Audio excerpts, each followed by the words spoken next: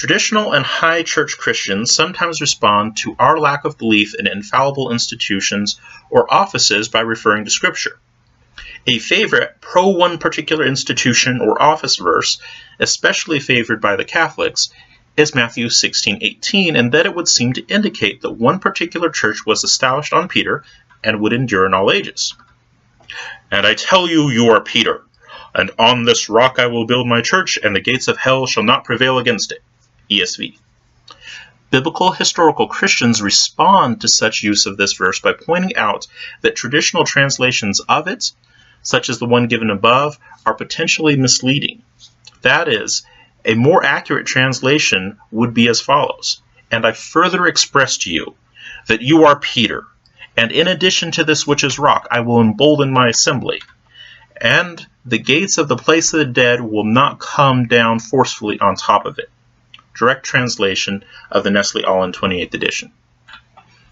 In this more accurate, yet less traditional translation, one can see that the verse A does not mention a church institution, but instead talks about the gathered people of God, the assembly. B does not say that anything was built on Peter, but instead states that the whole assembly, all of God's people, would also be emboldened to proclaim Jesus as the Christ, just as Peter had been, compared to Matthew 16:16 through 17. And C does not promise that an institution would endure in all ages, but instead states that the people of God, the assembly, would not be trapped by death, compared to John 3:16 and Revelation 20:11 through 15. These things being so, knowledgeable biblical historical Christians are not convinced by traditional or high church appeals to Matthew 16:18. Another verse that traditional and high church Christians sometimes appeal to is 1 Timothy 3:15. More specifically, the Eastern Orthodox state that the doctrines taught by Christ and his disciples are to be safeguarded by the church, the pillar and support of the truth, 1 Timothy 3:15, and are not open for renegotiation. Orthodox Study Bible, 2008, introductory page 21. The problem from the biblical historical view, though, with using 1 Timothy 3:15 as it is typically used by traditional Christians, is that the parallel construction that is actually found in the verse is usually cut out or neglected.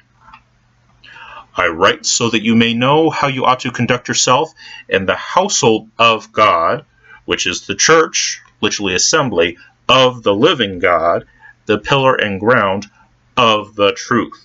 1 Timothy 3:15, the NKJV is found in the Orthodox Study Bible. Given the rest of the verse, it should be obvious to the casual reader that Paul is describing the household as the church and the pillar and ground, while also describing God as the living God and the truth.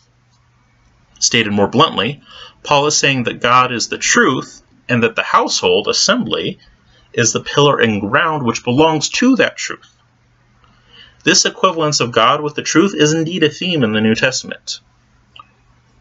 For example, look at 2 Timothy 2:9 and compare it with 2:15, and also look at 1 John 5:20. And Jesus, God in the flesh, even calls himself the truth, John 14:6. Consequently, given that this passage equates God with the truth, to interpret it as saying that the church institution holds and upholds the truth would be to imply that man could hold and uphold God, which is ridiculous from any non-egotistical Christian perspective. Nonetheless, biblical historical Christians admit that the phrase which describes the church as the pillar and ground, stulos and foundation, sounds quite forceful with regard to the Eastern Orthodox interpretation of 1 Timothy 3:15.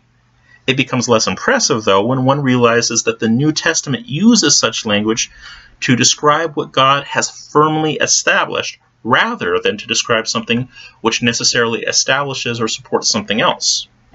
For example, in 2 Timothy 2:19 we read, "Nevertheless, the solid foundation of God stands, having the seal. The Lord knows those who are his, and let everyone who names the name of Christ depart from iniquity."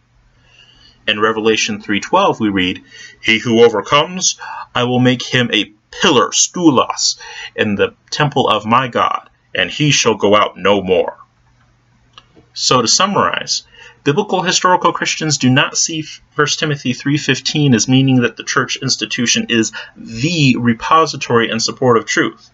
Instead, they see it as meaning that God's people, the assembly, are firmly set in place by He who is truth, that no one will be able to take them from His hand. Compare with John 10:28.